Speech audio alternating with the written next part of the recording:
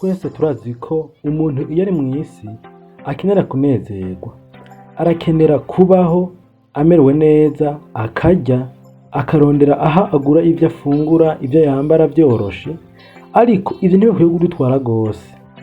Dusomye muri Bibiliya, ijambo ry'Imana riratubwira ko no mu misi ya Nowa vyari bimeze gutyo. Bararya, baranwa, baragura, barashingira, bakongera bagashingiza. Ariko Imana birayibabaza kuko bari bayivuyeko, ikirungi kumwuzurira irabamara. Ivyo turabibona mu butumwa bwiza, aho Yesu ariko arabivuga. Dusomye muri Matayo igice ca 24 tugahera ku murongo wa 37, haravuga hati: kandi uko vyari biri mu misi ya Nowa, niko bizoba no ku munsi w'ukuza w'umwami. Kuko ariko bari bameze mu misi umwuzure utari bwatere. Bararya, baranywa, bararongora, barashingira, bageza kuri wa musi Nowa yinjiye muri bwa bwato. Ntibagira ico bamenya kugeza aho umwuzure waziye ubatwara bose. Turabona ko abantu barya, bararongora, barashingira, barashingiza, barasuma, baragura, ariko ngo ntibigeze bagira ico bamenya kugeza umunsi umwuzure waziye ukabaremara bose. Uko rero niko bari bameze. Mugabo ubutumwa bwiza buvuze ngo niko bizoba mu misi y'iherezo.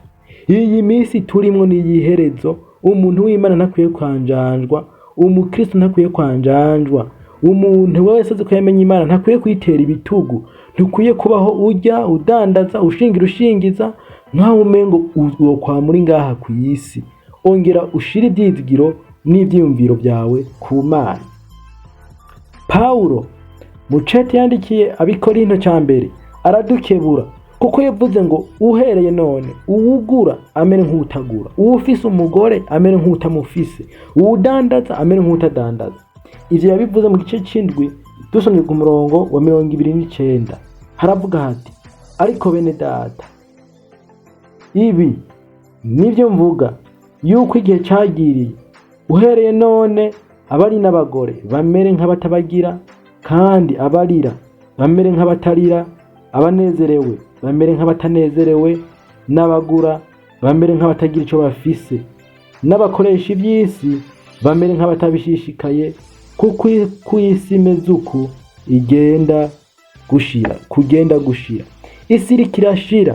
Paulo rero avuga ngo abantu mubaye kuri ino si, wowe utunze umere nk'udatunze, naho wowe ukenye umere nk'udakenye, kuko yavuze ngo abarira bamere nk'abatarira, ababoroga bamere nk'abataboroga, abakoresha b'isi bamere nk'abatabakoresha, bamere nk'abatabishishikaye, abarongora bamere nk'abatarongora, kuko yavuze ngo uwufise umugore amere nk'utamufise.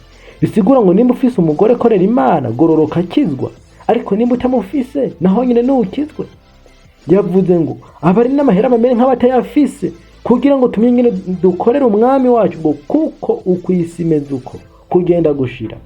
Nuko rero nagomba ndabibutse yuko isi iriko irashira. Ntukwiye kuba kw'isi nk'umuntu yikorera utwiwe, ntukwiye kuba kw'isi nk'umuntu azohaguma, ariko ukwiye kuba kw'isi uvuga ati: naho ndi umunyeshure, naho ndi umuganga, naho mvura, naho ndi nkora mw'ibarabara, naho nkora akazi kanaka, naho ntunze, naho mbayeho nabi, naho n'abafise ibingoye, naho n'abafise ibyo nkenye, nindeke mere nk'utabishishikaye, ndondera Imana. Umuntu aracakeneye Imana, kandi nawe uracakeneye Imana. Ndabipfurije umunsi mwiza. Umwami wacu Yesu Kristo abahezagiye.